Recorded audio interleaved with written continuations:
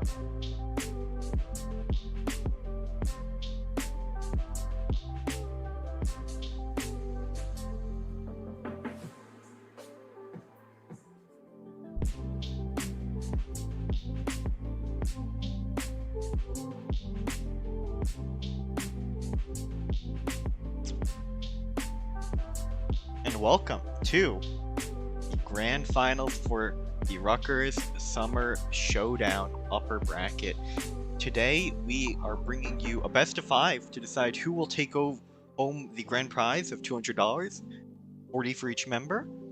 But first we gotta get through some donations. Some very generous people came through for this very tournament, and we're gonna start off with a $100 donation from Tolan. Just says buys buried 12, found 0, a bit ominous.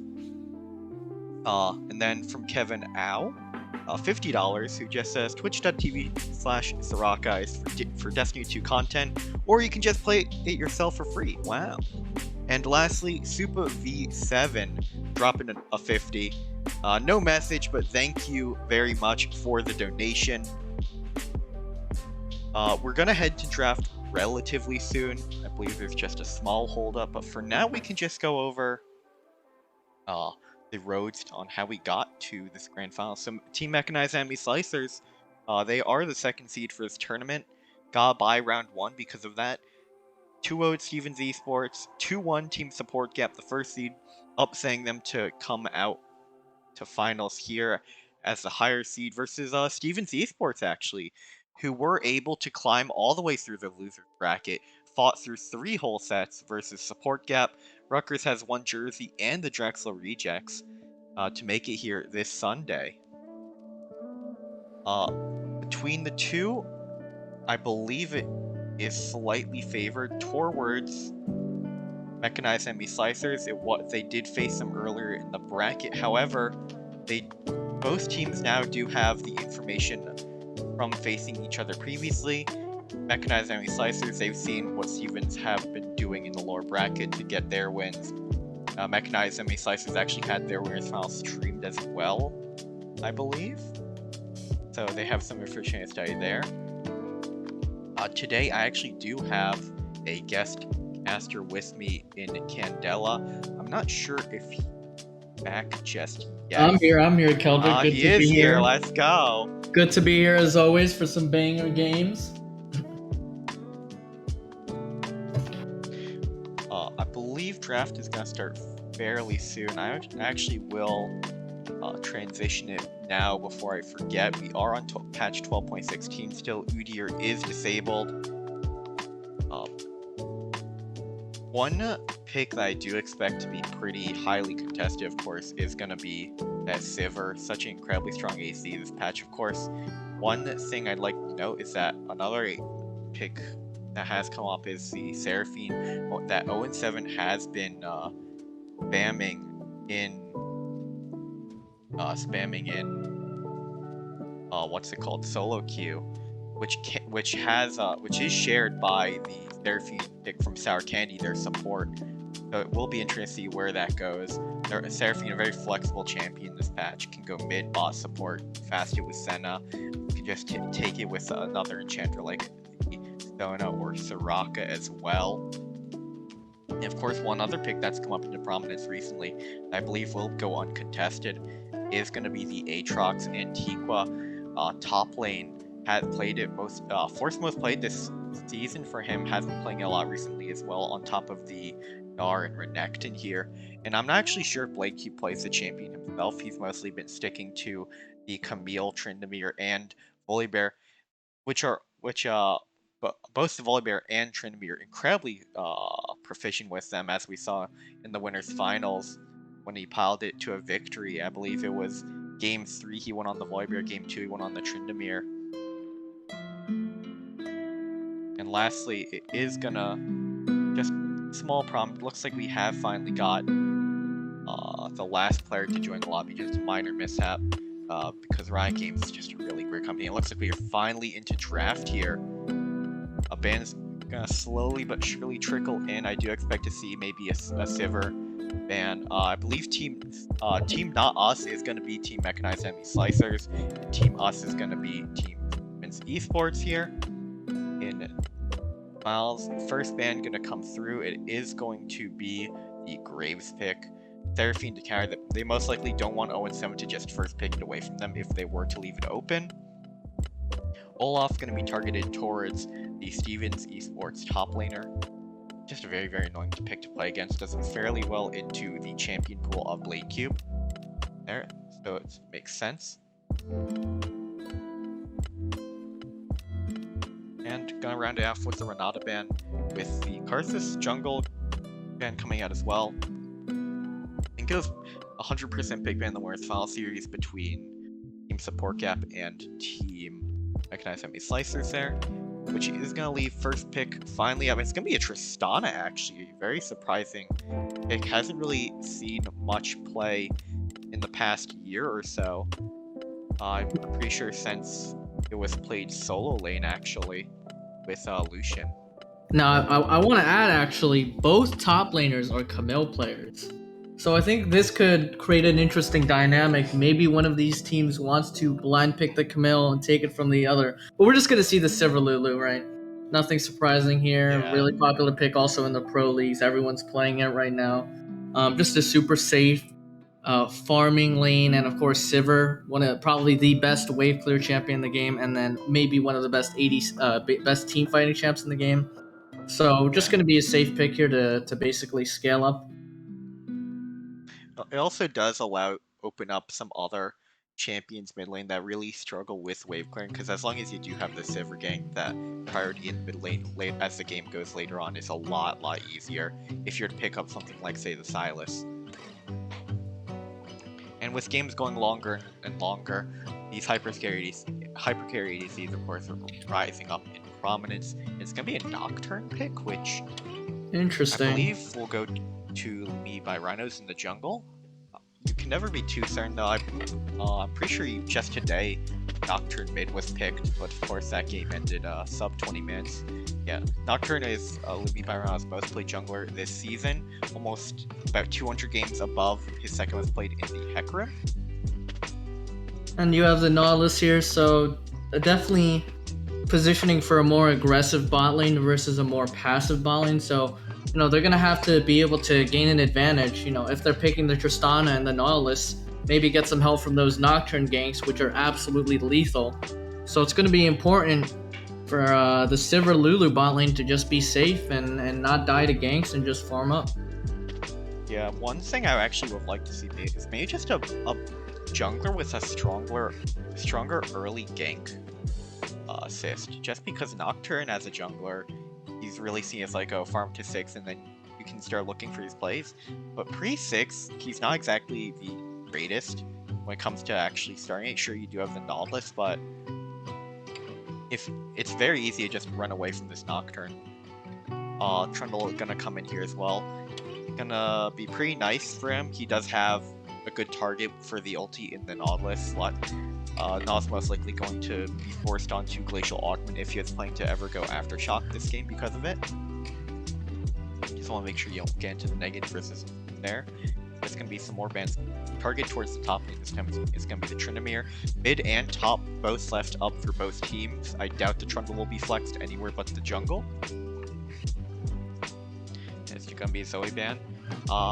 Question is, do you go for a Camille ban here? As you said, it is contested, but maybe they think that if maybe they do have a counter planned out for it because they're leaving it open. I don't think they're going to go for a Camille blind. It's such a risky blind pick. There's so many good counters to it. Yeah, absolutely. Yeah, like the They're gonna ban the Ornn here. Super safe top laner here. So if Splicers was thinking about playing through the bot side and putting Blade Cube on the Ornn would definitely be something that they could possibly consider. So that's gonna go out. The Victor gonna be banned out as well. Another safe farming champion that scales. They're gonna pick the Ahri here, a very high priority mid laner. Probably gonna see the Azir here. We could actually see an Orianna Nocturne, an interesting combo. Yep. Almost guaranteed shockwave on whoever you want. But maybe they would want some more range, so you could go towards Azir. Alternatively, Talia is open. That's another pick you could go, but it's gonna be Silas and Prim. I want to say it's his most played champion this tournament. I believe it's one of them. Yep. Yeah, I'm a huge fan of it. Has been going for that QMax. I think last year he went the first strike into the Ari matchup. There's a Camille. It's gonna be a blind pick right here. Yeah. So this is what you wanted. You left it open. Now what's gonna be your counter pick? The Gwen being pulled out, perhaps. Yeah, it's really nice into the Camille. It's very if you ever get control of Wave, it's very hard for her to ever get the chance to be onto you, just because it very easily guarantees that Q stack to just tear your health bar to shreds.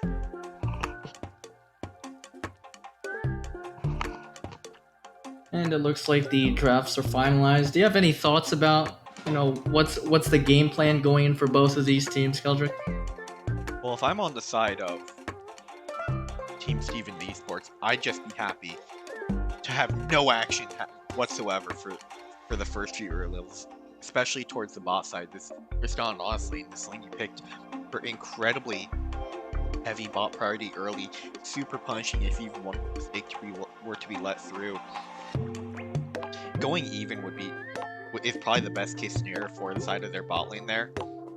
Yeah, going even as Stevens in general is definitely a win here. I mean, if we look at the scaling, I don't really think it's that close. Stevens absolutely outscales, the splicers, but they do have a ton of pick tools. I mean, 4 of the champions on their team have tools that can allow them to look for picks. So it's really up to Stevens to play safe, look to scale, and trying not to get punished too hard.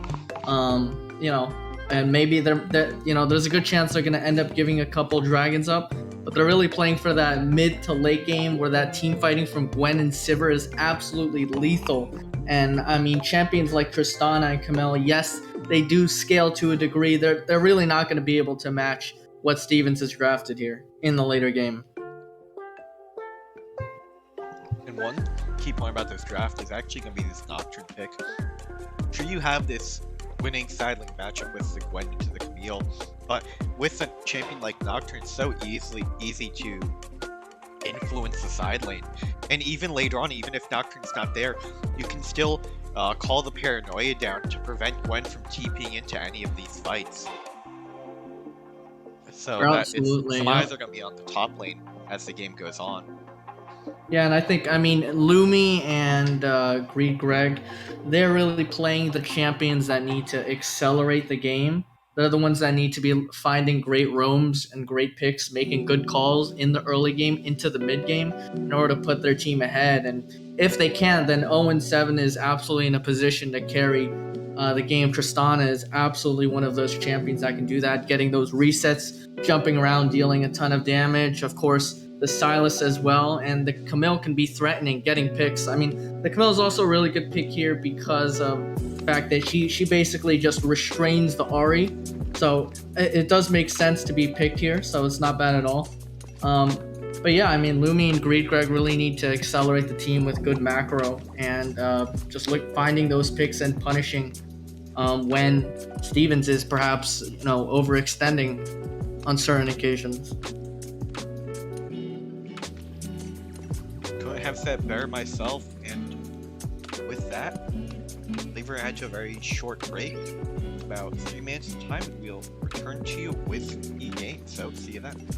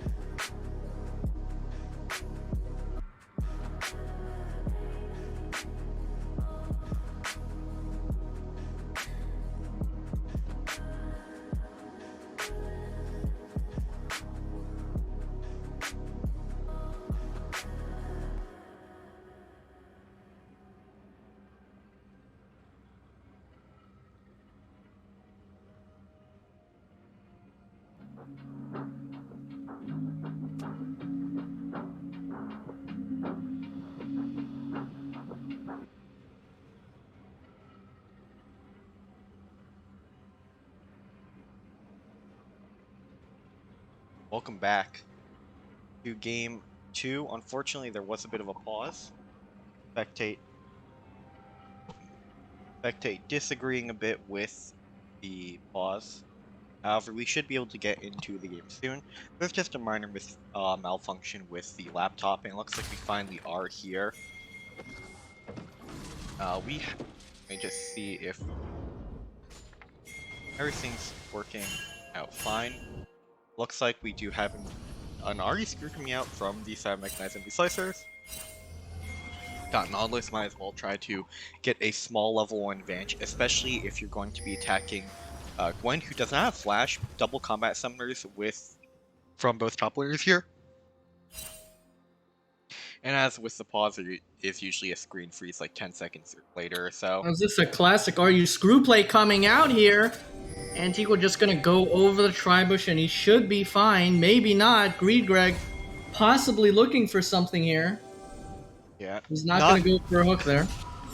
One pretty safe level 1 champion, very, very hard to really get anything done there.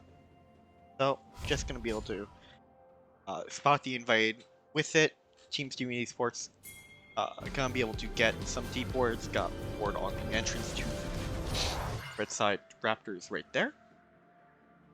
Now, I don't think the vision that Stevens is getting is actually as valuable, because we know that a Nocturne is just going to full clear with a couple exceptions, whereas the Trundle can definitely look for some more interesting ganks early on. So this is actually more beneficial for the Slicers, I would say, as long as that ward does end up spawning out the Trundle.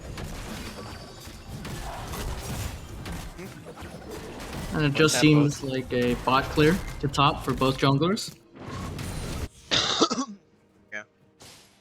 Clear should favor Trundle, who we do expect to skip, I want to say the Krug, meanwhile Nocturne obviously wants to get as much XP as possible and be clearing himself. Tristana did get the buff to her attack speed on Q at all levels this patch, so it will be interesting to see how well champion performs here. Just because we really haven't seen Tristana for a while now. Number 2 Ginger looking to play aggressive with that level 2 advantage. Gonna proc the electrocute. Very nice from him there. And a slow push coming in from Blade Cube. Should be able to get vision and avoid getting ganked by the Trundle. And the Trundle is a pretty strong ganker, but Gwen, of course, is a pretty bad at following up on those ganks. So Blade Cube should feel relatively safe, pushing up like that. We're gonna see the Trundle skips the Raptors and the Wolves, and now he's moving for. Is this a possible invade coming out, or is this a gank? He did do fast level 3, and because Trundle's gonna avoid the Trundle avoiding the Tri-Bush. Yeah. Blade Cube has no idea this is going on. Lumi is full clearing, but Blade Cube has the hook shot. The pillar a little suspicious. I'm not exactly sure if that was the best pillar there. Now they are gonna get some nice damage on the Blade Cube, and this could even secure a scuttle for Stevens because of the prio. A skirmish coming out, a solo kill coming from number 2 Ginger. A fight coming up in the top lane, a 2v2. Blade Cube going in, he's gonna get the kill. The tower's not gonna hit Blade Cube, so he's gonna secure double buffs here. While unfortunately Amprim does get solo killed. Now, we didn't see what was going on, but my guess is that he was playing a little too aggressive, taking too much poke from the Ahri, not respecting the Ahri, and then number 2 Ginger probably had a nice, and it looks like he flashed, so he probably had some nice flash charm combination going out there. But overall, 1 for 1, a goal lead favoring Slicers. Blade Cube looking for a heavy trade, and getting Chico the sweep off. Lumi going to hit the Q or miss the Q, but he's gonna just flash and he's gonna just auto and get the kill. That's a huge win for Blade Cube in the top lane right now. He's up a kill. Antiqua does have the TP, so you can decide to TP back, but double buffs for a Camille to start off the game is gonna be really tough for this Gwen.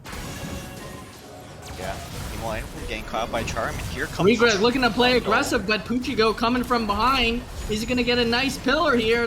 Not necessarily that kind of pushed Nahus back into his tower, but he is gonna flash anyways. So a successful gank nonetheless. Nahus flash blown, and that's actually pretty important because it's going to definitely kill a lot of the opportunities that maybe Regreg could have looked for with a possible flash hook onto the Lulu, not the Sivir, of course, because of her spell shield. Wave gonna get pushed in. Now they're gonna take a recall.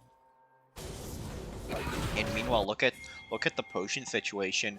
5 potions in total between the enemy bot lane, 3 on the Sivir, 2 on the Lulu, and they're gonna be taking a reset here. Sivir sitting on 900 gold. That should be. It could be honestly a call, but most likely is just gonna be a Noon Quiver purchase because it only needs about 40 more gold for it. We have incurred another pause. I believe it could just be the same problem from earlier with the laptop charger.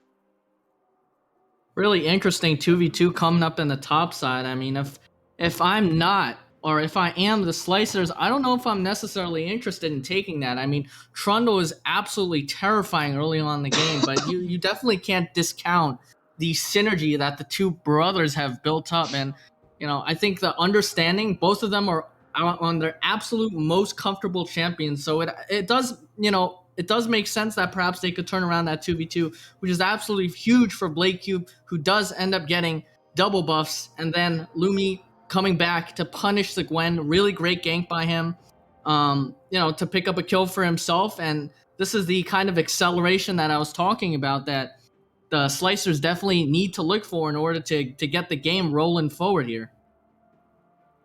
Yeah, and sure, this Gwen pick. This is the counter pick you gave Antigua the last pick. When your last pick counter pick is being put behind early, and this is exactly what you drafted for. You wanted this matchup with this jungle duo. You left the Nocturne open, you left the Camille open, and you're gonna end up just losing 2v2 early. And now Camille is how much gold ahead? 600 gold ahead early. He's got the sheen. Yeah, he's got the sheen. Absolutely disgusting. Yeah. It's gonna be so much harder for this Gwen to trade back onto the Camille, especially because this Camille also has the early game bullying from the grass, which is gonna outperform the Conqueror of the Gwen early on here. And also, another thing is that, yeah, with the Nocturne getting kill and assist there, he's just gonna be accelerated towards his level 6 spike. Number 2 Ginger asking for a gank here, not really sure what he's trying to do as the wave is slow pushing. Amprim is just absolutely overextended though. He's gonna die here. Oh, he's gonna flash a charm, so that was a nice pillar coming out from the Trundle. And a good follow-up from number 2 Ginger. Now, that was actually more of a misplay from Amprim. You shouldn't need to walk up that far if the wave is pushing into you like that. You know, just wait for the wave to come back to you. Farm it on your tower. And while Blade Cube does have a huge advantage in the top lane, number 2 Ginger does have advantage in the mid lane. His champion has Prio, and Ahri, of course, a great ganking champion. So number 2 Ginger definitely has to look to maybe make plays on the top side, maybe relieve some pressure off of Antigua. And looking at the XP for the junglers, Lumi by Rhinos is just tick 6. Poochie should be able to get 5. Not off this card camp, I want to say, but maybe off the Raptors or Wolves here. As Lumi by Rhinos continues to clear up towards the top side, farming very efficiently on the Nocturne. Another gank coming out from Poochie Goat. Now, Lumi is still clearing. He's not going to be able to counter gank this time. Is Poochie going to be able to get a nice killer off here? Blade Cube does have the hook shot. And it looks like he's going to get out safely once again. Not a terrible gank though, just helping relieve the pressure. And now Poochie Goat might want to stay here in order to defend this push. Unless, of course, Blade Cube just lets it go through. Now, he might recall because he thinks that Blade Cube is, of course, scared. He thinks that maybe Poochie is still waiting. So I understand why he's letting it crash in here. Also, he probably can't defend that wave with the amount of HP he has. Antigua has the level advantage. So, no, that's absolutely fine. Blade Cube's absolutely fine with letting that wave push in. Yeah. Nocturne gonna be able to pick up another Skullcrab. Nice Q. 20 CS up on the Trundle. That's 5 camps. And look at that. Nocturne has just ticked the level 6. Now he's wrapping behind this Ahri. This is a very workable gank from him. Can maybe I don't know if you want to trade ults, so as Nocturne I wouldn't. Something with this paranoia. Well, number 2 Ginger looking to play aggressive. That's gonna be a solo kill right there, or not. The sustain coming out from the Silas W. And perhaps number 2 Ginger overextending there, not respecting the Nocturne. Now, Amprim did a great job. He actually lived through 2 charges of number 2 Ginger's ultimate. And that means only 1 charge left of the Ahri ultimate, which is absolutely a trigger for Lumi to just come in and sweep up a kill there. So really nice there by Amprim to survive that. Honestly, I thought he was there. I thought he was dead, but it seems like it was a Silas W max, so he's going to have some nice sustain even if the Ignite comes in. Slicer's looking to get this dragon, but Steven's not happy with this. They're going to try and take this fight. They know that Silence has to take a recall. It's going to be 3v3. Greenback taking a lot of damage. The dragon can be secured by the Slicer. Lumi is just walking around. He's trying to fear the Lulu. What are you doing? But Tristan's going to jump over. Shutdown goes to Sivir, and this is, in my opinion, this is probably a win for... I think this is more of a win for Stevens because of the shutdown onto the Sivir, although the dragon does go to the Slicers. Blade Cube looking taking an aggressive trade there, and he's definitely in control of this lane right here. Yeah, Great Khan just chucking his Q to the moon there. I know he wanted to stop Trundle from getting him a pit, but it's just so hard to be able to escape that situation. Of course, jungle, no flash. Honestly, what the play could have been is just you know that Nocturne is gonna die no matter what. Is maybe just walk to the back of CS Nocturne, just start hex flashing over the wall. Yeah, I think that would probably been the better play. Yeah, especially Nocturne without ult there. I didn't think they were going to win that fight. unless Greg got an amazing hook down, which he did not. And he returns to the top lane. But credit to Lumi anyways. He secured the dragon, so it's not a total loss. And that, you know, that's absolutely fine with them. They do have a 1,000 gold lead, most of it being in the top laner and BladeCube, who did get his comfort Camille. Stevens may be regretting allowing that to go through. And one thing I'd actually like to know is if I just take the vision over to the side of Stevens. So much vision here. Yeah, so much vision in the. That ward's not going to get scanned. The jungle. Yeah, they really want to make sure that BladeCube. That was a missed hook shot there. From Lumi Myron's. Yeah, that was a missed hook shot. Be unfortunate. But yeah, against Nocturne, it really is nice to get these deep wards down because his ult range is about from this bush. Greg doesn't. Oh, he's about to clear this vision right here now, and Lumi going to go look for the Herald here. They feel like they can get it because of how strong BladeCube is, and I absolutely agree. And it's not going to get contested by Stevens, which I think is the right idea. Also, Sour Candy is on the bot side, whereas Greg roams. So looks like Slices is going to take the first Herald here, and maybe they can snowball this. Maybe I'm looking to send it top lane, to put BladeCube ahead even further. Yeah, Greg opting in for this early Mobius boost. This is the very first purchase of the game even before the Ruby Crystal. It does help enable these plays. Like freeze. You just saw him at Lumi Herald, looking for an ult here. So quick. This is very dangerous for Antiqua. Lumi waiting for Antiqua to just overstep by the smallest amount. Greg not caught out here necessarily. Possible. So. Wow, interesting by Lumi to decide to not pull the trigger. I mean, I think personally I would have waited a little longer. I mean, Camille is one of the best gang setups in the game there. I think that would have been a kill if maybe Lumi was a little more patient. No jungle camps on his side to clear except the Krugs. But BladeCube will continue holding this freeze. It's very scary if you're a champion like the Nautilus, like Galio. Who are just so easily stuffed by Trundle Pillar. Like, one pillar, and you're pretty much dead in the water. Like, you have no ability to maneuver around it if it's placed on top of you. Galli's top of you. Trundle just blocks your hook. That's a really bad hook there. He was able to get away before Trundle spotted him was nice. Yeah. That is a really bad ward there, Brian Chief. I really dislike that ward. I mean, I have no idea what that is going to do. By the time you see anybody on that ward, BladeCube's going to be all over you, so I'm not a little greedy there, perhaps, by him not wanting to walk a little further down. That's not going to do anything against the Nocturne gang. 0-7 taking a solo play here, which is, of course, always nice for him. Dragon spawning soon, so both teams looking to maybe position around it. Unleash Teleport's not out on the map just yet, and with Lumi by Rhino spotted topside, this does signal them that they can go for this Dragon for free relative. 40 seconds left. Herald gonna send the Heralds. And I think Lumi just might just run all the way back down to the Dragon. Is BladeCube gonna get another play here? Yeah, Lumi sensing a possible gank by Poochie. This might be a 2v2 right here. Antiqua with a huge HP advantage. A nice empowered Q coming out. The pillar coming out. They're looking to get the Camille. BladeCube is so low here. They're gonna kill the Camille. They're gonna kill the Nocturne as well. A 2-for-1. And just an absolute greedy play from BladeCube there and baiting his jungler. Yes, he wanted the play, but he had zero respect for the amount of damage that Gwen was going to do to him there. Poochie coming in for the punish. Really nice by them. And it looks like he's going to... Oh, he's not going to go for a second plate. Maybe he could have gone for one. He's going to look to counter jungle here.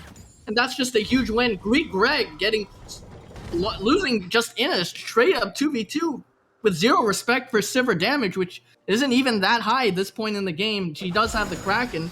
Looks like he probably made just a simple miscalculation. The tides of the game, you know, they are still down about 1,000 gold, but, you know, that's not that bad for Stevens, which is a team that really wants to scale. And that, you know, the air has been taken out of the, the slicers in a sense. Another play coming in for the Sivir. Yeah. Back to the 2v2 topside, it's just a big mistake in my opinion to even commit to that from Lee Ryan. Because sure, you need to bail your Camille out, but at that point, heavy trading coming out. Amprim both gonna trade ults there. Or did Emperor ult there? Yeah, Shit, he I'm not sure if took he, the okay, Ariel. he did He ult. took the Ariel. Dragon started with the mid laner chunked and Prim traded. That was a nice way to trade, make sure yep. this happened. Yeah, like we saw him sacrifice the cannon earlier to keep Ahri in lane, and right there he traded ultis to make sure she's stuck around as well. Because he does have the mythic item advantage. He wants to force this advantage as looking long as for a possibly possible can. dive here onto the Ahri. But number 2 Ginger just sensing that, so he's going to be a little more careful. BlakeCube being taking a power Q there, just stacking up that grasp. Yeah, Now, he still definitely is ahead. That is a huge CS lead. Owen looking for a heavy trade here. It's looking pretty close right now. He's taking so much damage. He's going to have to hold the Sivir away. A flash coming out from the Sivir. He's just barely off. Keldricc possibly going to be the brunt of this misplay from 0-7. And 0-7 just absolutely overestimating his damage. Lumi just going to come in for the secure. A nice secure there by the Nocturne to make up for Owen's misplay there. Now, I think Owen, thinking he was Tristana, maybe he thought he could take that 1v1. But you have to remember, Sivir has a Kraken. She had 3 kills. A gank coming out from Pucci. The ultimate coming out from Pucci. Going an amazing killer there to stop BlakeCube's hookshot. And that's a great gank by Pucci. And that's what he's been looking for the entire game. And the tides of the game are slowly starting to turn here. The momentum is slowly shifting as Stevens is scaling up. Now, the only thing that they should be worried about, perhaps, is the 2 dragons that the Slicers have. Yeah, and this is a huge problem with the draft right here. You draft this Tristana Nautilus to really put down the enemy Sivir lane early. But now your Nautilus is 0-3, Sivir is up 300 gold, bot turret has taken a pounding as well, and Tristana never has really had a chance to cash in on the plates, get a 2v2 going, because just Sivir Lulu, such a strong duo, especially when you're a hook champion with such a telegraphed a support champion with such telegraphed CC that can get easily baited in. Like, you saw what happened there with Keldricc. He hooked onto the Sivir, thinking, oh yeah, I'll just kill her right here with my ignite. But then Lulu comes in, wild growth, and suddenly you're just a glacial augment Nautilus permaslowed by the wild growth, and you're trying to escape, and you just are not fast enough. Your Moby boots have deactivated, so they're just tier 1 boots at that point. Sivir is getting her move speed from hitting her Qs. It ends up being a 1-for-1, and I think it is. Both teams are relatively happy. I mean, Sivir, it was Sivir getting the kill for Nocturne getting the kill, so of course that's a win for Sivir, right? But Hayogger did end up blowing the flash there, trying to kill Owen. Now, if he had killed Owen, that would have been absolutely massive, but he didn't. So he doesn't have flash. So maybe for this next dragon, Slicers can look to play aggressively onto him. Maybe BlakeCube can look for an engage. So both teams are, that's a relatively close trade. In the top lane, though, that was a great gank by Pucci. And I'm honest, I think BlakeCube still has gold advantage because of the CS advantage and the Herald, but he's not really snowballing that advantage, and if he doesn't, he's going to be absolutely useless in team fights where he just gets ulted by the Trundle, where he gets polyed by the Lulu. He's not going to be able to do much. And one other thing is that, sure, 0-7 was forced out of the lane there because of the Sivir. Well, we're seeing a repeat. I could have sworn I saw this 1 second ago, but look at that. The spell shield was no, that's not a repeat. Oh, just gets a solo kill on Hayogger, looking for the damage there, and he's going to get it perhaps because he had the Kraken there. Heavy trading coming on from BlakeCube. BlakeCube, really great play by BlakeCube there, knowing that he had the backup from the Nocturne, but perhaps a collapse coming in from Stevens here. A nice charm coming in from number 2 Ginger, gonna secure BlakeCube. Pucci looking to ult Keldricc, Lumi, and Imprint all going onto the Trundle, but he's so tanky. Can number 2 Ginger do something to turn this team fight around? A flash charm, but he's not gonna be able to secure anything. He is, but gonna be able to get a kill, but he's not gonna get the ult reset. He's gonna get killed by Imprint there while Pucci lives. That was a huge sequence of events right there. Yeah. The subjugate can never underestimate that ability. So powerful. Max health heal, resistance stealing. You just become so tanky on the Trundle, and looking at the champions trying to hit Trundle there, Silas went on to the Lulu, and this Trundle, look at that tab by Warren's mouth. who is hurting him there? The Nautilus not gonna deal damage. He's 0-4, and Nautilus isn't exactly a champion that does much damage, especially past like level 5 or so. And this Nocturne, he's going for a more bruiser focused build. He has the Stride Breaker. Looks like he's opting into, I want to say that's Black Cleaver. A nice secure there coming out from Lumi to follow up on the ult from Blake Cube. A possible another punish coming out. Puchigo, is he gonna get another great pillar? Maybe it's on cooldown is why he maybe didn't use it there. 0-7 gonna take down the mid tower. Lumi looking for an ult here, but number 2 Ginger has his own ultimate, so they're just gonna cancel each other out. Maybe Lumi thinking that the Ahri ult wasn't back up. It is on a relatively short cooldown, so is the Nocturne ult. Pucci getting a pillar over there. Now, something to note is when 0-7 got that solo kill onto Heyagger, he was also able to get the tower there. So now we've got a 3-tower advantage in the favor of Slicers. So while despite being down kills, they're playing the objectives well. They've got 2 of the dragons, maybe a heavy trading coming out from Antiqua and Amprim. And it looks like Amprim was just lagging there straight up. Yeah. Very unfortunate. He might die here. Yeah, I was thinking something up when he stopped using any of his abilities. I'm not sure what's gonna happen here. Oh, just gone down the streets. I'm just gonna die. They're just super unfortunate there. I mean, Charger Gap. Blake Cube looking for a great ultimate to dodge the charm by number 2 Ginger and punishing number 2 Ginger for not having his ultimate there, which Lumi popped in the first place. So maybe this was a calculated play the entire time. The screen freezing here a little bit because of all the pausing that's going on. Unfortunately, sorry you guys have to deal with this. But it will be a kill secured. And Dragon's coming up soon. Now, I don't know the exact timer of the Dragon, but it looks like it might be coming up during the time that number 2 Ginger is dead, which is really, really bad. Because they're going to have to give up another Dragon or fight a numbers disadvantage here. Amprim does have the teleport, so he can move forward. Owen looking to do some heavy trading, and Pucci not really taking much damage at all. Look at this. Look at the side of Steven's Esports. Look at their vision in the jungle. They have to send Trunks. Not much at all. The Herald is bot side too. Waiting in the wings. The Herald bot side. They sent the Herald bot side to keep Antiqua a little occupied there.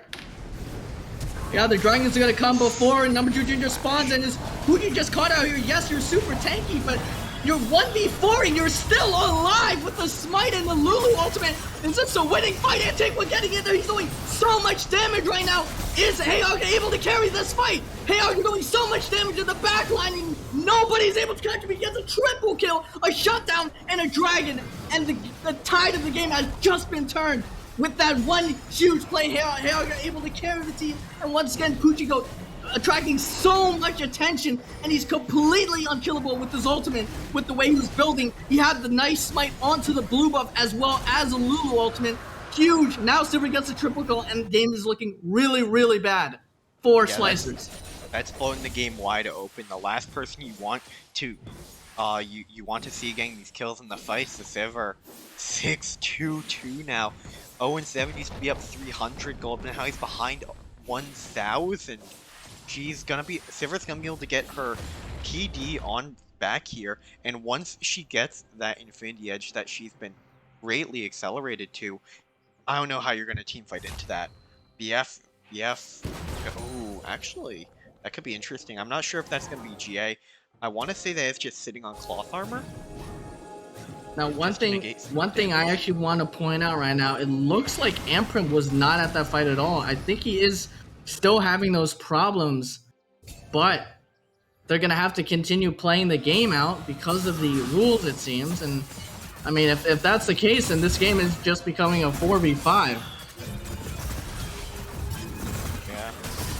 Look at that. Blake Cube forced to eat the Q because of the just taking a bad all in, and Antiqua's so strong now. It looks like if Amprim's not here, then this should just be a quick game coming, quick W for Stevens. I mean, they're just going to be able to pick coming out here from number 2 Ginger, a nice charm. Greek are going to be caught out. They can look to transition into a Baron after this. All the momentum just leaving the game. Looks like Amprim having some problems, unfortunately, and this is going to be Baron. And I mean, I think this is kind of where the game ends. The Sivir 6-2. the Camille, all the momentum taken out, and Puchigo still super unkillable. Maybe Lumi trying to look for a steal right here, if possible. He doesn't have any vision though. Okay, it And it looks like looks he's like they're just just gonna take. It looks like he was just taking blue buff the entire time. Yeah, that's another 1,500 gold in total to the side of Steven Esports. Even Byrana's gonna try to get the Trundle out of his own jungle. Sivir gonna be getting a free turret, all the local gold to herself. That's another 300 gold into the bank. That just means about 700 gold separates Sivir from her Infinity Edge here as they push on to the top inner. Gwen has picked up the Shadow Flame, which has been some tech that some Gwens have recently been trying to dex into. Charm hit. The charm does hit. Yeah, because of how much more flat magic damage, just magic damage she has by true damage. Oh my god. Wow, Blade Cube just doing so much damage, absolutely bursting the the Ahri. And looks like just a huge win coming out in the top side here. Heyagra able to do so much damage and not being able to be shut down at all. And looks like they're just going to push through the top side and possibly end the game here. Yeah, Trundle can tank for this. Tank for years. And look at that, Lulu didn't even need to use the locket that she built this game. Just not enough damage to get to the backline, to get through this Trundle onto the Sivir, was able to practically free fire that fight. Gonna be a 5k gold lead now. Sivir, look at that Infinity Edge, stopwatch. Lulu's picked up the heal cutting in the Chemtech Putrefire as well. This game, this 4v5 is looking very, very hard to claw your way back into if you're the side of Mechanized Enemy Slicer. And hopefully those connection problems can be fixed by Amprim soon. Look, I think it was something with his laptop charger, and it looks like, I mean, this game is absolutely over at this point. And, you know, Slices has got to be thinking, what could they have done better to perhaps secure the game? Or maybe not, it's not over. Lumi looking for an ultimate there. He's going to get it. And Owen maybe able to pick up this kill here. And Tico doing so much damage, Lumi is going to pick up the kill, which of course is not as good, but it's still a kill nonetheless to relieve pressure here. If Gwen had ulti, that was going to be a 1v2, but didn't. Good track of the CDs. Here comes Greg. Everfrost hits. Greg just gonna die there. Boomerang's bounced. Greg goes Lumi down. getting subjugated by the Trundle, 2 levels down. Sivir doing so much damage right here. Yeah, that's the power of Sivir for you. With that, I believe it will be a quick end to the first game of this best of 5. Blade Cube pops the Opal. That beautiful stopwatch from the Ogre there to guarantee that he doesn't get put into the Hextech ultimatum. With that, 12 kills to 24. Game 1 goes to Steven's Esports. Yeah, and I think it was that one big dragon fight where Heyagra was able to pick up that triple kill, and he wasn't able to get punished in the backline. That was absolutely just so bad for Slicers. Yep, the lever penalty applied to Amprim penalty there. applied. Gonna have a 20-minute wait queue in his solo queue games, but regardless, Heyagra able to do so much damage out there, and Blade Cube really not able to push that massive advantage he did build up early. It really dissolved later on into the game as he wasn't able to find any huge picks or important kills onto the Sivir there.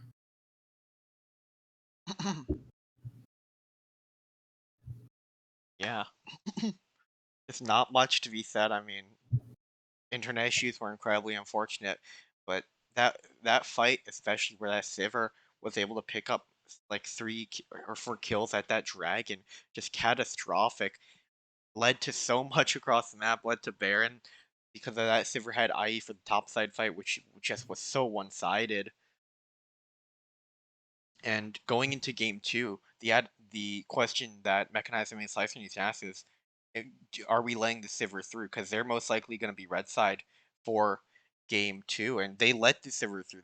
They wanted the Tristan to Sivir matchup. But in lane, they just were not able to get the ball rolling. They got 2v2'd early. Greg got caught, I believe. And meanwhile, this entire time in the top side, Blade Cube was just kind of eating ganks.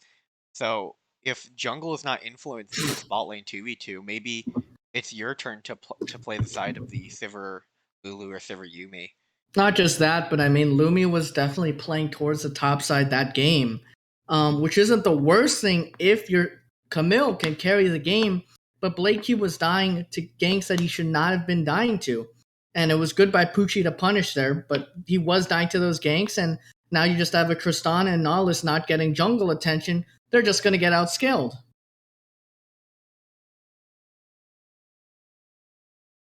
With that, I believe we're going to head to a break and we'll return to you with game 2. However, there is some information. It does look like that Mechanized Enemy Slicer will not be able to play Anprim anymore. His internet issues have gotten a bit bad, so they are going to be looking for a sub. And with that, I'll see you later.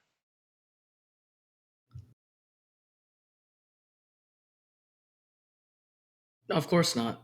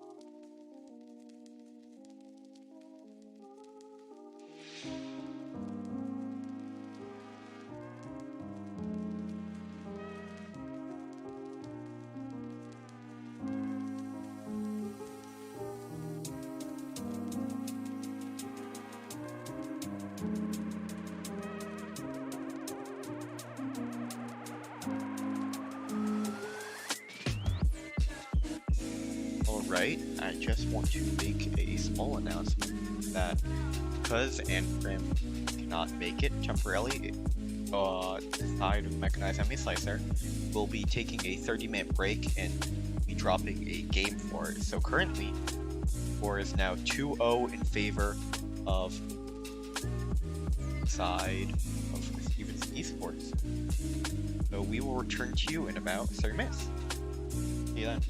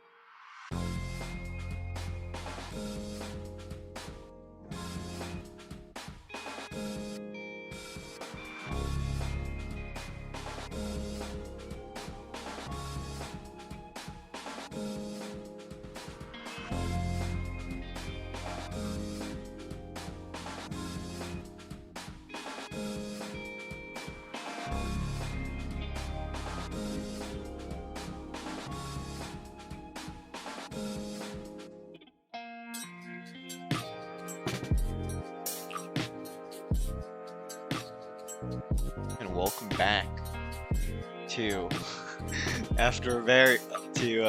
the upper bracket finals. After an incredibly long break, you're finally able to return to you here with game 3. It is because unfortunately, because of the extended break, because of the ruling, it is going to be one game going towards the side of Esports, which makes it a 2-0 series right now in favor of them.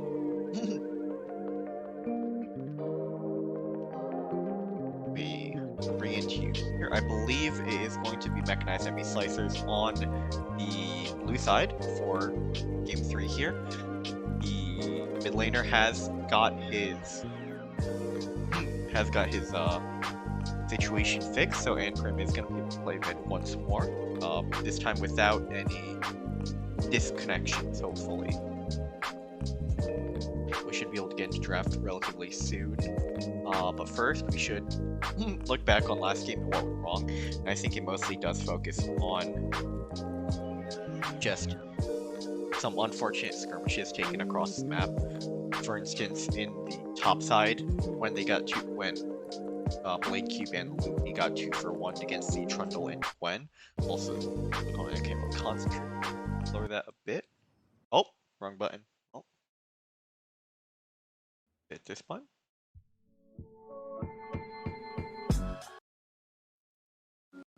Okay. And with that, draft has now started. Gravesand once more from the side of Mechanized Enemy Slicers.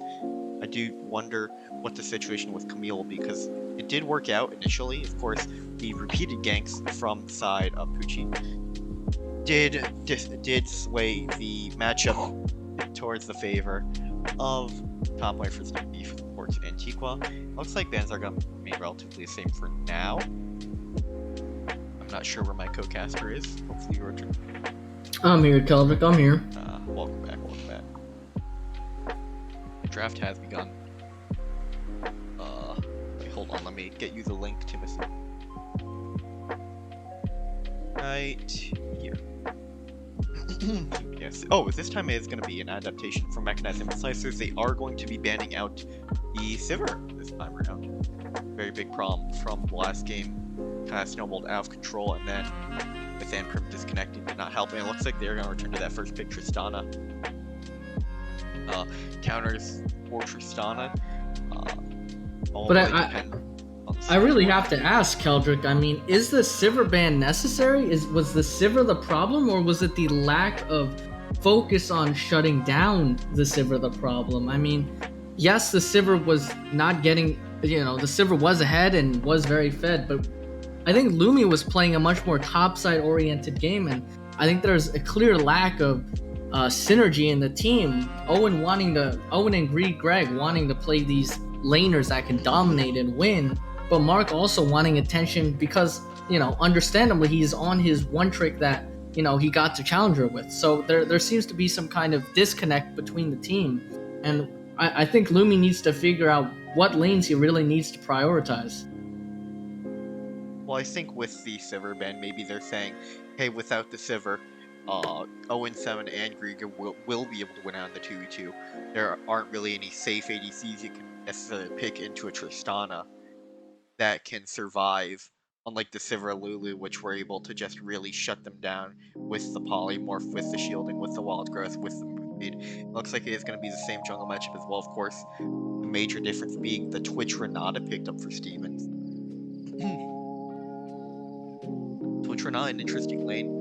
Renata with these ADCs that really like to get their burst out in these fights, such as, say, the Samir, she does really well with, just because she practically guarantees that they get their damage off. Especially with something like the Lulu Tristana, champions that have a fair bit of burst, but if you're able to just protect the Twitch in time, he should be able to fine. But I really do like this Nocturne pick here, just because with the Paranoia, if you ever hear Twitch pop the ult, you can just pop the Paranoia yourself, and suddenly the amount of targets you can select is just greatly reduced because of the vision he has on the opponents there, on the enemy champions. It's going to be a Sylas line pick for a size. So mid has counter pick here. Let's see if he can.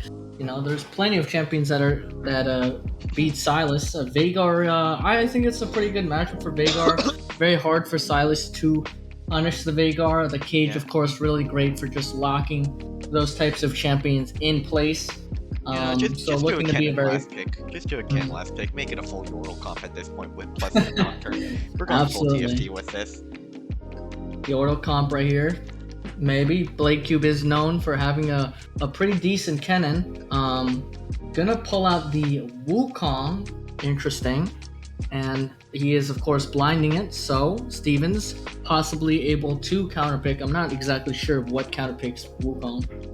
Not the Gnar, but of course, Gnar is a great blind pick as well. And, of course, good in comp because of his ultimate that can turn around team fights.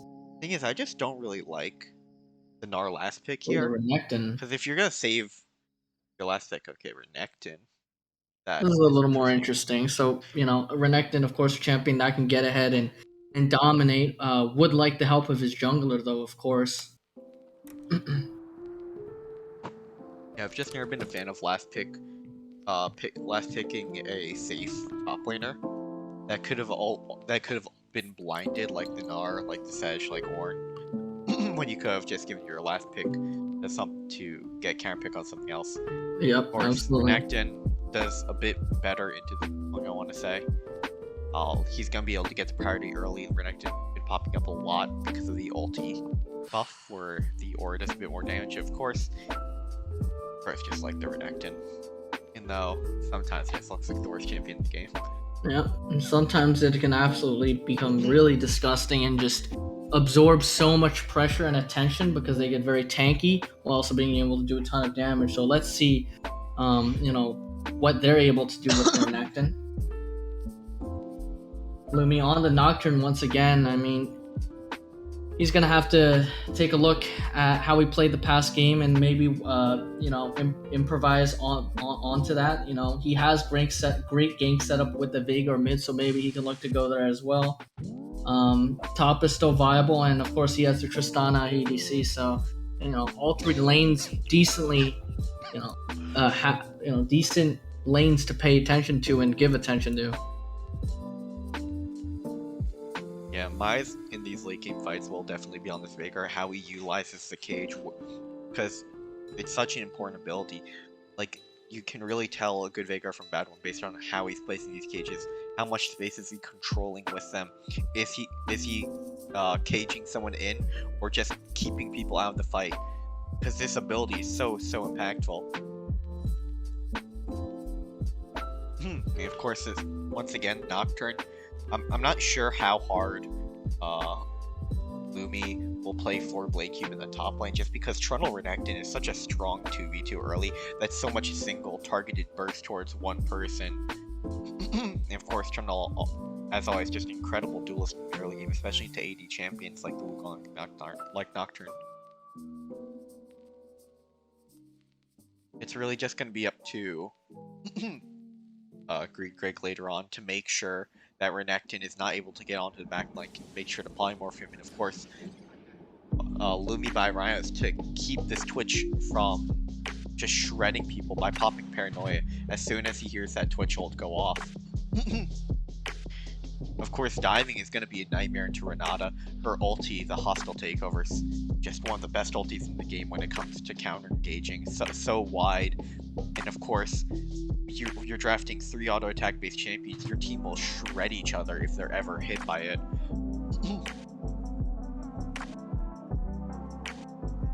With that, I believe we're gonna head to a short break and return to you with the game. So see you then.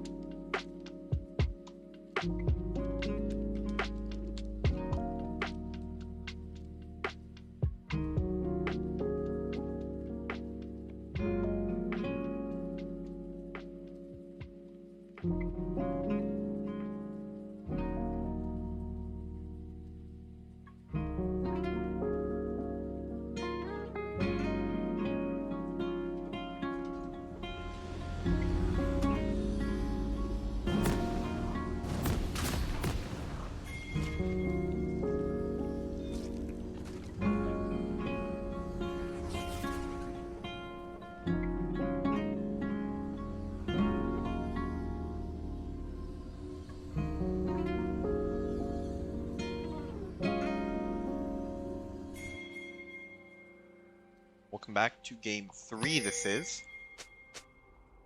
Just as a reminder, game 2 was forfeited.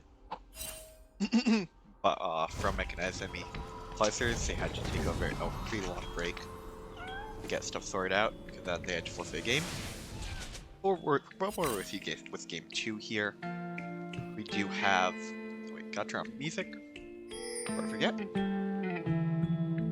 There we go. Yeah, got a pretty standard game. Nothing too strange. Of course, there is first strike Vagar, which is a bit abnormal, but into melee matchups, maybe you just want to cash out. Yep, nothing too strange. Although I want to add, so Blade Cube decided to take Ignite, and Antiqua decided to pick Teleport. So that could definitely play out later on when Unleashed Teleport comes, and Antiqua maybe wants to impact the fight. He can teleport while also pressuring the side lanes before, whereas Blade Cube has to make that choice beforehand. So that could definitely come into play. Besides that, everything else seems relatively normal. Once again, both junglers starting on the bottom side, padding top side. Here, if I am Lumi, though, I would be a little worried. I mean, I feel like Poochie could definitely look for some kind of invade if he does some 3-camp into the enemy jungle and backed up by the Renekton. So there is that possibility as well if he wants to try that. Meanwhile, just pretty lane phase here. Level 2, there could be some shenanigans from especially in the top lane. Yeah, top and bot. There's a heavy trade coming out from Blade Cube. Really nice for Blade Cube, abusing his level advantage. 0-7 also looking for a pretty aggressive trade. Sour Candy getting really low there, but no summoners blown on either side. Would say the Slicers getting the upper hand in that trade, and of course they have the push here, so they're continuing to maintain their pressure here. And a gank coming out possibly from Poochie, once again trying to punish Blade Cube. One of Blade Cube's weaknesses being that he dies to jungle ganks a lot, and Poochie really trying to abuse that weakness, and also the fact that it is a Renekton who wants to get ahead in the lane. Doesn't have an Ignite, but regardless, it stays the same. And nothing gonna happen though, so he's gonna go back to clearing.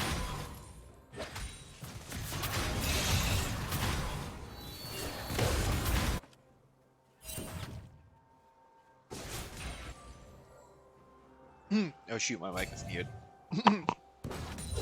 Yeah, oh wait, gotta fix score as well, that is another thing. 0-7 was able to utilize that level 2 advantage. Of course, no summoners burned, but he still has the exhaust as well. So, the all-in threat isn't really there. For the Renekton is going to use his lane priority and spot out the Fong. Oh wait, sorry, spot the Nocturne in his own jungle. It does give Poochie go ahead to go on to... Number 2 looking for an aggressive trade here, maybe. Number 2 Ginger. Nice dodge on the W, but a gank. Oh, that's not a gank, that's just a clone. My bad. Some aggressive trading coming around the top lane. But nothing too crazy so far. Well, we do have a freeze in the top lane here. Maybe Antiqua can try to defend this. Blade Cube has Ignite, which can be really tough. If he can't use the Ignite to help push in the wave, and he doesn't have Teleport, then he can't break the wave himself. It looks like Antiqua's just going to give it up, let it happen, and I think that's because, of course, he's afraid of Lumi shadowing, which he absolutely is here. So well done from Antiqua to detect that, and Blade Cube going to take it back in. Or he should be taking it back here, not sure why you wouldn't. Now, of course, this wave is going to turn into a slow push or a potential freeze if Blade Cube wants.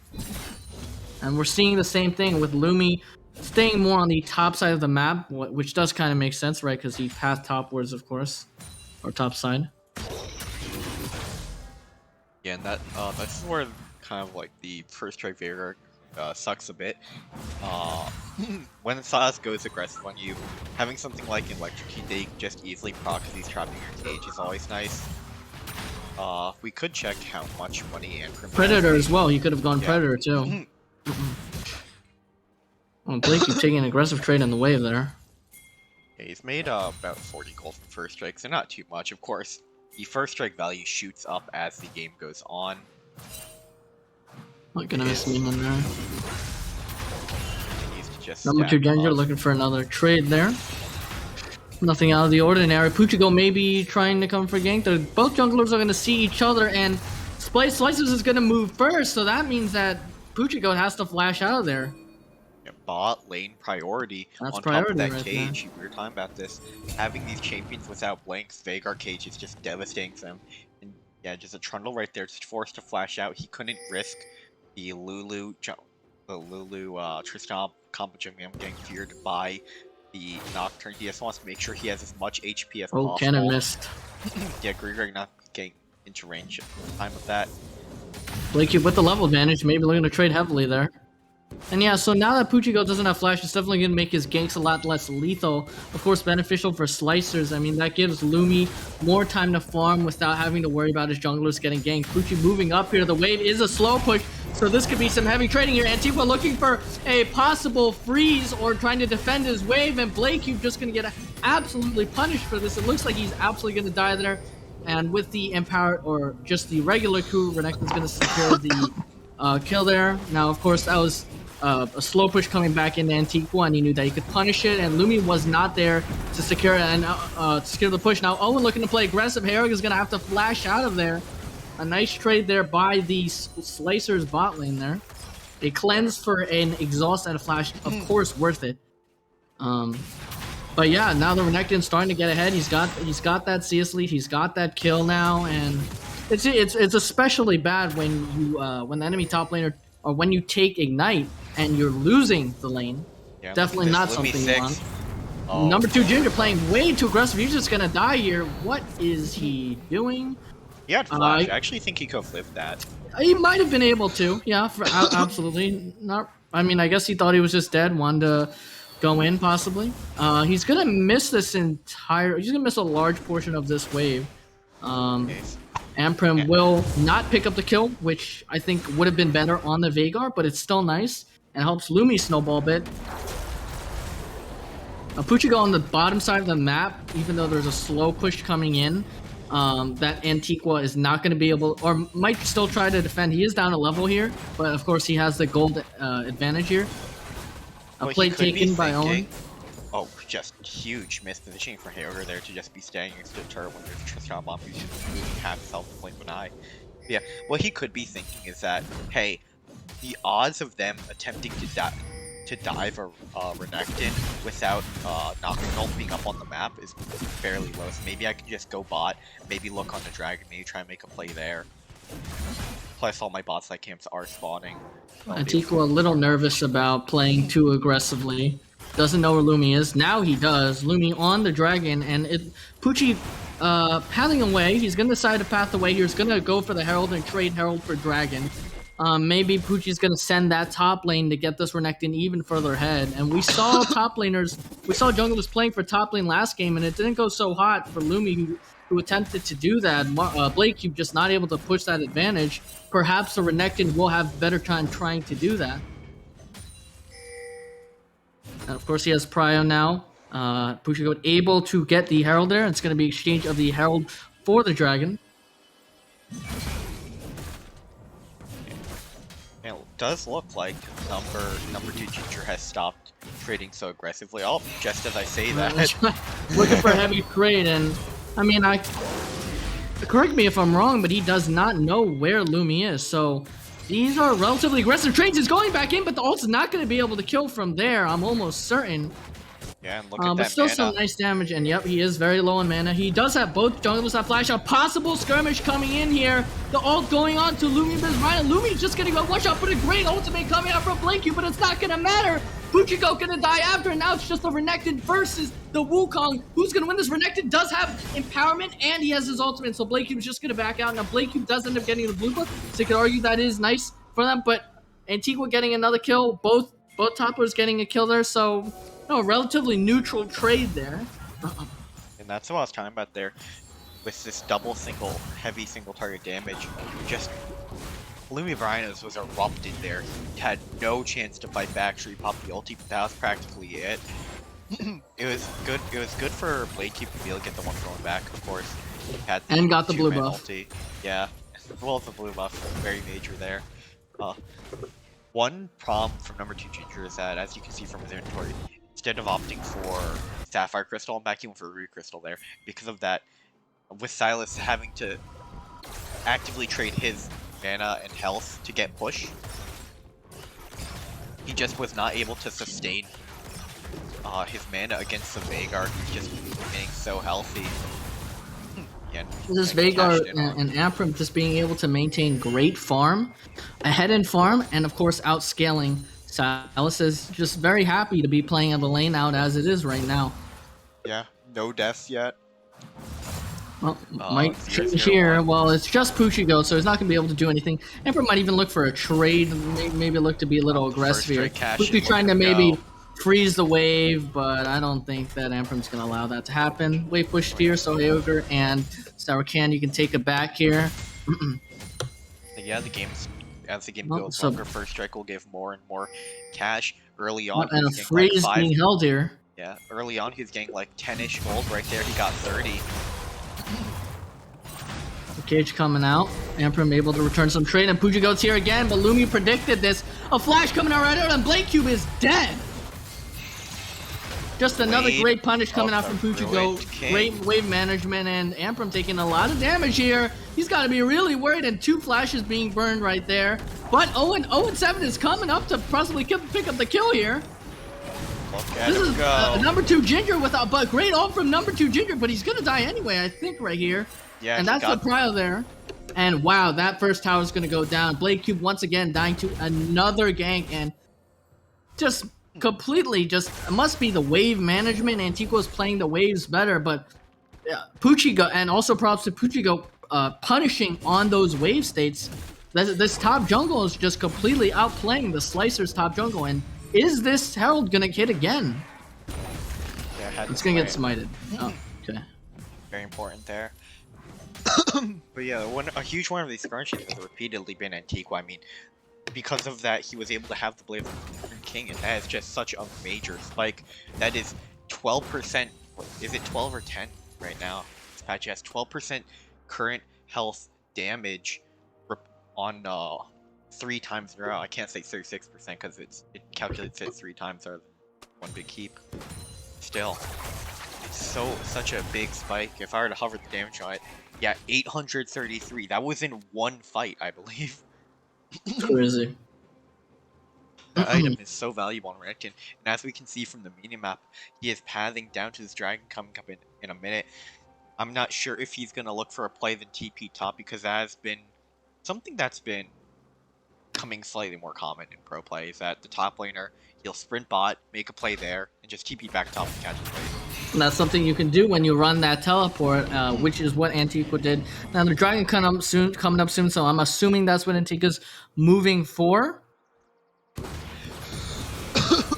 Yeah, Veigar and Prim, he does have his stopwatch up now. Bot lane shoved in the priority that we spoke Puchigo of. maybe looking to play aggressive. Lumi gonna ult, and Puchigo's just gonna flash it. Now, yeah. I think that was a pretty justified flash. I think it would have gone 1 shot, so that's okay as a call. Lumi not going to have ult, but of course, Puchigo not going to have the flash. Yeah, that's what we talk about. You look for a play, couldn't find one. Okay, sure, I'll just keep you back to my top tier. I can catch this wave. Or you can't match me inside. You're going to have to watch me push this wave. Lumi without ult either for a bit, so he, Antiqua can feel very safe playing extremely aggressive here. Yeah, Dragon looking to be secured here. Both junglers have their mythic, but the Trundle mythic spike is so much stronger than the Nocturne mythic spike. Oh, and Blade Cube, nice steal there on the Grom there. And Steven's gonna take the Dragon. It's always so scary to just walk towards a Renekton that does have its Blade of King, especially when you're mythic. Wow, and number 2 Ginger just completely caught out of bounds. I have no idea what he was doing there, having absolutely zero respect for just being caged. I mean, he didn't have flash, he was low HP. I have no idea what he was doing there. He's just gonna die there and not having the best game of his life. Puchigo coming out, he's gonna put the pillar down, the flash coming out for the run at it. It's gonna hit the root. And Ogre's gonna hit over to the flash over. Is he gonna be able to kill Owen? I'm not too sure. I think he's gonna live. I think Owen's gonna live there, maybe? Wow, just barely.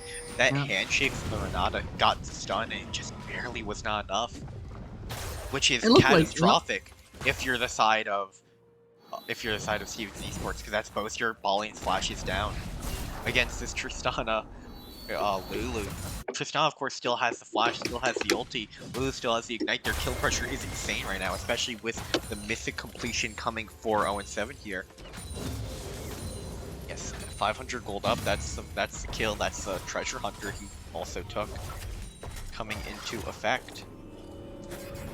One thing I actually kind of wished that number 2 did, maybe it was worth it to go Merchants lane. Because when you're being forced to trade your health bar to just get the wave, and having that extra bit of MR is going to be so much more effective. As he does number 2 Ginger looking to play really aggressive, but once again, just not really sure what he's doing. Perhaps a mental tilt there. Playing aggressive like that without flash and just dying to, once again, the Veigar cage combined with Lumi's ult. I mean, he has no respect for Lumi just being able to come out of nowhere. I can At only least assume that he didn't expect for it to be up. Of course, Lumi Rhinos does have multiple stacks on the Ultimate Hunter now, and I believe it did come up about like 5 to 10 seconds before he went for that play. But still, yeah, this is just very disrespectful of him to try to go for that there. 0-7 and Keldricc roaming the bottom river. They're trying to get some semblance of vision control because it was just lit up by the wards of Stevens Esports. Dragon up coming up in 2:30. 1-1 is the Dragon count. Pujigo able to secure that Herald with, again, having that super strong top side. So perhaps he can use this to apply some pressure. Maybe he'll save it for the upcoming Dragon. Yeah, Renata at Dragon Fights is so scary. It does look like she's going for the tanky build there.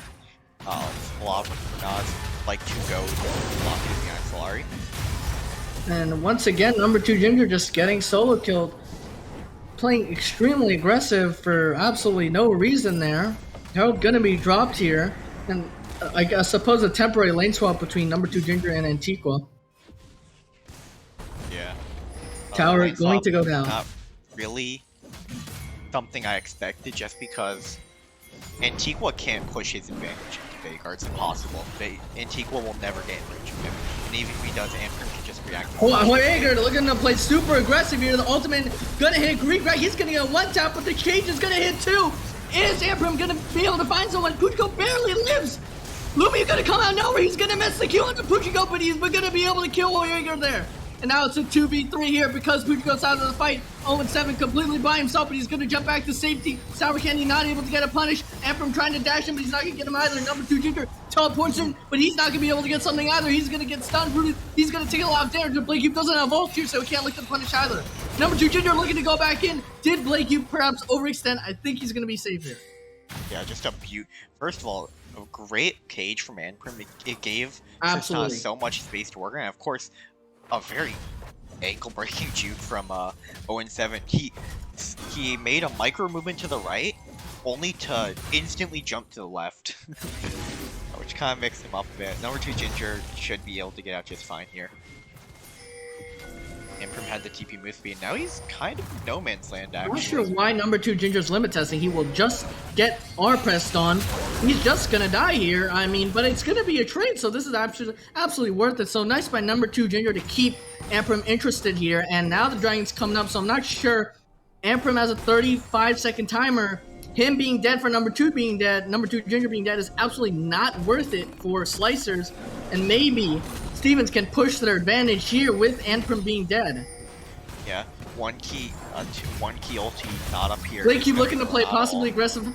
Nice route there by Sour Candy. Keldricc looks like he's completely caught out here. Lumi's gonna pop the ult here, but he's not gonna do anything with it, perhaps just to scare Stevens. And Stevens is gonna get the Dragon here.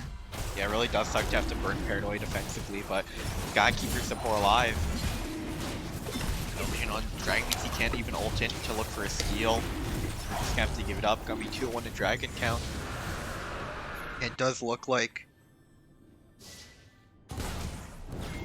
We're looking for a possible pick on the 0-7, but is he disrespecting the amount of damage that Owen can do? And Hoyer just gonna get revived by the Renata ability, and 0-7 just thought he could maybe kill the Twitch and live, but now Hoyer with being 3-1, being probably the hardest scaling champion on both teams, is gonna look to carry the mid to late game here. Yeah, this is what I'm talking about. The Renan bailout guaranteed that Twitch will be able to get all of his damage off, and we saw it there. 0-7, he ulted the Twitch away. If any other support, 2 more autos and Twitch is dead, but because of that bailout, he's guaranteed to get 2 to 3 more autos, and those 2 or 3 autos came in clutch there. He was able to revive because of that. It does look like he will be up about 400 gold, most importantly. 0-7's gonna be denied. Wow, and Lumi XP gonna gold. take the blue buff from the mage mid lane. Pretty egregious decision there. Number 2 Ginger looking to walk up again. It's cuz Puchigoat is here, but Lumi with the counter game, but now Amprim is just getting tapped. Great Zonias from him. Is he gonna be able to kill any of them? No, coming on to Amprim. Amprim's gonna die, and he's not gonna be able to kill number 2 Ginger, but Lumi is, and now Greek Greg is here, and they're gonna be able to 1v2 Pucci, I think. Sour Candy is here, so maybe Pucci looking to turn around, but Owen is here as well. Owen's gonna jump in. Is he gonna be able to kill Pucci? Not likely. The Renato is gonna hit. Pucci walking back in, feeling very confident about some. Antiqua here pops the ultimate. Does he have any gap closer to get on the Owen? There it is, the slice and dice. He's gonna stun 0-7 and pick up another kill. Now he's 3-0-2, and the Baron is up. Are they possibly gonna look for a Baron play here? I think that's what's gonna happen. Blake Q without the teleport. Yeah, the Renata ulti just brought so much space to give Puchigoat the time to escape there, of course. Amprim, a bit of an overstep there. Didn't have vision on the jungler, got flanked on, and just sprinted down by this Trundle pick. Puchigoat playing so well this series so far. Greek Greg is playing so well. Greek Greg might be caught out here. The cage coming out, but it doesn't matter. Number 2 Ginger is he gonna live? He's gonna live, and he had the bailout anyways. Yeah. This is just the problem when it comes to going the voice step second on Veigar. It's not necessarily the most common, of course, with this tank man that we're in, where even Grizzly's starting to go tank Mythics. Everyone's getting so much MR. It could be seen as a desirable option, but delaying this Rabadon's death cap spike on Veigar is so... Yeah, absolutely need to be going Rabadon second on Veigar, unless you are, of course, building the tier, in which case you would finish the Archangels first, but it's usually Rabadons, and then depending on what type of Veigar player you are, you can't keep looking for more damage, but a lot of great Veigar players will actually go straight into damage, or tankiness right after building items such as Anathemas, Stoneplate. Blake, you may be looking for a flank here, but the pink ward spots him, and is he going to get caught out here? He might have to burn ultimate to live. Antiqua looking to maybe punish, but Antiqua, oh my god, and he barely just doesn't get stunned. If Amprim had moved his cage up just a tiny bit higher, there's a very good chance he would have died. That cage didn't stun him. Yeah, it was very close. Yeah, maybe it was some Z-axis bullshit. Yeah. But, oh, and an amazing cage by Amprim there. Absolutely game-changing. They're gonna look to collapse on Puchigoat, who is so tanky. He's still alive, but the bailout's not gonna come in. Antiqua all by himself. He's not gonna be able to carry this fight. An amazing cage there by Amprim. Another great cage, but no punish there. And a 1v1 coming out from number 2 Ginger. Obviously, he's gonna die here, but he's looking to just get the tower. You could argue that's worth it, although that was kind of close. And wow, that was just really well-played team fight there from Amprim. Great capitalization by the rest of the team. They're going to pick up 3 kills there in exchange for the Inhib Town on the bot lane, which I would say is definitely worth it for the Slicers. Just cage came up huge. It looks like Amprim is about 200 gold off of the Zanyas, because he did go commencing stopwatch. So he'll need the 400 extra gold to complete the item itself. Perhaps an awkward interaction there between Sour Candy and Lumi there. Yeah. Key cooldowns. Paranoia gonna be up to deny the Twitch. His ulti is gonna be so important in this fight. Amprim has no flash. Antiqua, he has his up. Who is he gonna look to slice and dice? The flash point click stun so powerful on the Renekton. And he's also got that Sunfires build, which makes him extremely tanky. Yeah. One big problem though, no ulti on him, no ulti on the Renata either. These are 2 incredibly strong ultis. They're coming up. They're coming up right now. They're coming up right now. They're stalling. Team Steven's Esports. Very smart by Steven right here. They're Very just waiting for smart. their key cooldowns, and they're finally up. So now they Renata might be hostile looking for an takeover. engage. A possible Look. pillar by Poochie to start it off. There's the pillar. 0-7's all by backed off to get himself. mid priority. He's hitting the wave to push it in to keep Silas there. Maybe they can No, go for a fight here. Hoyer gonna Veigar pull the has his dragon, cage. look to start it. Maybe Veigar's gonna need to get a big cage here. Hoyer maybe looking to carry this team fight. Coming out from Lumi. Hoyer caught out of guard. He's trying to spray and pray from the back. Look at Antigua. Antigua in the back like it's a one-shot Emperor. He's everywhere. He's gonna kill Green Greg next. And he just carries this team fight completely. Number 2, Ginger, gonna pop Blade Cube's ultimate. He's gonna flash. He's gonna be able to kill 0-7 right here. 0-7 should die here. And they're gonna be able to scare Dragon here. That was absolutely really well played by Antigua there to get into that backline. He's gonna pick up a triple kill and he's just been playing this game phenomenally so far. Renata Twitch, man. That Twitch got instantly jumped on. Nocturne ult came down. Wukong double knockup, but even after all of that, he was in the bush, he pops the R, he gets off like 4 or 5 autos, and these autos hit for a truck. He has Bork, he has his Kraken Slayer, and of course this entire time, because of how heavy the dive was, with Tristan jumping in, with Blade Cube coming in from the side, no one was there to save Antrim, who immediately got just looking to play aggressive. Number 2 Ginger here. He's got the help of Puchigo, and Blade Cube is just dead. He's looking to trade a kill. Number 2 Ginger does press lasagnas, and looks like Blade Cube is just gonna die and get caught out once again here. Number 2 Ginger has been playing rather mediocrely, but that was a good setup there with the help of Puchigo. Now they've got 3 dragons, 2 of which are Infernal, which are so scary on that Renekton and on the Twitch. Has his 3rd item now. We can only expect that this is gonna be the Rabadon's death cap for the last item. As he moves to pick up the blue, which was held there for a while. Will of Steel from Blue Guaranas cannot pick that up for himself there. Wave is shoved in. They need, and Green Greg is in danger. He has some mobies to escape. He's very, very fast despite being trapped in such a small body. As 0-7 is now looking 0-7 just looking to play really aggressive here. Number 2 Ginger, oh my god, is he gonna get the kill there? Number 2 Ginger absolutely outplays 0-7. Then again, 0-7 wasn't that strong either, but that was well. 0-7 or Number 2 Ginger being able to hit every ability here, played that honestly really quite well there, and it was a close fight though, to be fair. And now they might look to capitalize on Dragon. Number 2 Ginger does have teleport here. This is going to be a 5v4. 5v4 on the map, yeah.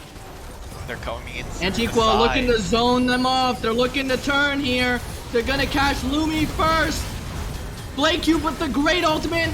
Antigua gonna take out Green Dragon. Amprim's all by himself and he's gonna die here. That cage is not gonna save him, and Blade Cube not able to kill extremely tanky champions in the back line, and Amprim just gonna die once again. And before I go on, I just wanna point out that Amprim decided to build the Zonya's 3rd extremely illegal purchase, because he does absolutely 0 damage right now, despite having had such a strong early game.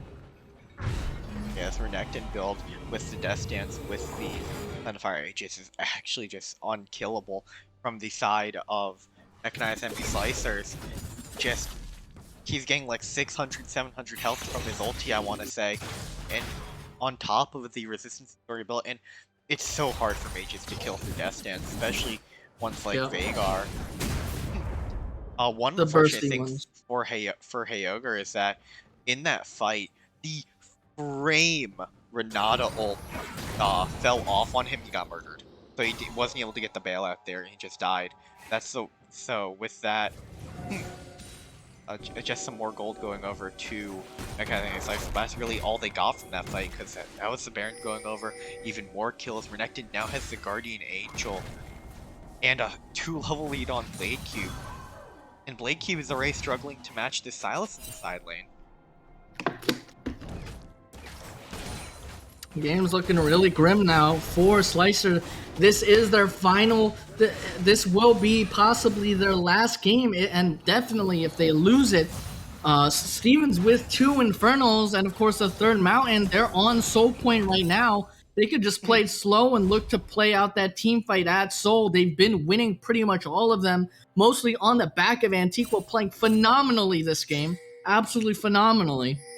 Able to carry all these team fights and getting into the back line here. They do have the Baron maybe looking to pressure in the side lanes. Number 2, Ginger, posturing for maybe some kind of pick. He's going to be looking there. Emperor just going to cage and clear the wave out. The target of Trundle's Anathema is going to be the Veigar. So, even though this Trundle's built so much armor, Veigar is going to do much damage. Lumi looking for a possible pick here. Is this a pick? Aogar's going to be outside of the cage. He's just going to kill Lumi there. Blake Cube going to ult into the back line. He's got the help of his entire team, but that cage is not going to get anyone. Sour Candies, however, is going to die. Blake Cube does so much damage. But on the top side, they lose an inhib. Puchigo as well is by himself here, but I think he should be safe here. Does have the flash here. There's a flash. Is he gonna die afterwards? It's gonna be really close. Blake Cube gonna follow through. Blake Cube gonna secure the kill, but number 2 Ginger playing super aggressive on the Amprim, and the tables have turned. Amprim is just getting shit on by number 2 Ginger, and they're already onto the Nexus Towers. That's a 2 for 3, but look how much Stevens get. Are they going to be able to end here? Blake Cube all by himself, doesn't have his ultimate. Greg here, Greg does have a poly. Oh, and 7, is he going to be able to do anything? Is Renekton just going to 1v9 this teamfight? Oh, and going into melee range, and T-Punch just shitting on everybody right now. Nobody can kill him, but he's all by himself right now, and there's 4 of them. And he's just going to walk out easily. No, Lumi's ult is coming back, and he's chasing because of that. Lumi does have the ultimate coming back really soon here. He's got the ultimate, but he's out of fog. But Antigua's in fog, which is super unlucky there. That's a huge win for Stevens. Dragons is up, but it looks like Slicers is actually going to get to the Dragon there first. Level 18 Renekton, by the way. 10 CS per minute. Key thing on the map. Look at the base of Team Mechanized Enemy Slicers at the very top level. Is this a possible backdoor? It's a funny little ward. Possible backdoor? Oh, he's gonna go for the dragon fight. Hayogen just gonna pop green. Greg Lumi gonna go into the back line. Hayogen in a really safe spot to just absolutely dish out damage and Blake Cube. And 0-7 just not able to do anything. Hayogen with the 2-level lead is gonna look to try and catch up to Blake Cube, who has been playing a decent mid game, not as well as Antigua, but decently himself. Number 2 Ginger just not taking any damage to Emperor because of the way Emperor is building and actually winning the skirmish, but now he's all by himself and he's gonna get picked out here. Perhaps a little over-aggression from number 2 Ginger, but it's just a backdoor from Antigua and Puchigo, and this is gonna be the game winner. There's no way that they can stop this. Antigua just padding his KDA 11-0-4, 1v9ing this game with the help of Puchigo in the early game. That's game, and that's the series right there. Yep, 3-0. Stevens Esports going to be claiming the prize here at the Rutgers Summer Upper Bracket Tournament. The Summer Showdown has finally come to an end with Stevens Esports coming out on top. A huge upset, the 3rd seed, making it all the way to Grand Finals and taking it 3-0. Not what I think anyone's expecting. Looking at this tournament at the very start here. Just a great series played by the top, and especially the jungler Puchigo was just playing so consistently throughout this entire series, whereas especially on the Slicers side, a lot of the players had good moments but also had bad moments, and I think a lot of the differences in skill was down to really just mechanics and team fighting. There were a lot of moments where Slicers were ahead, but when it came down to the team fighting, they mispositioned a lot of the time and got caught out, and this allowed Stevens to really take over the game through sheer just team fighting mechanics and great positioning. Yeah. And one more time, I'd just like to congratulate Stevens Esports for winning the Rutgers Summer Showdown upper bracket. And with that, I believe both brackets have come to a close here. I believe we are going to be ending the stream. So thank you for tuning in. And we'll see you next time for what's next tournament I want to say? It's going to be Fireside, maybe? Yeah, Fireside Open, I'm pretty sure. What's that? See you later.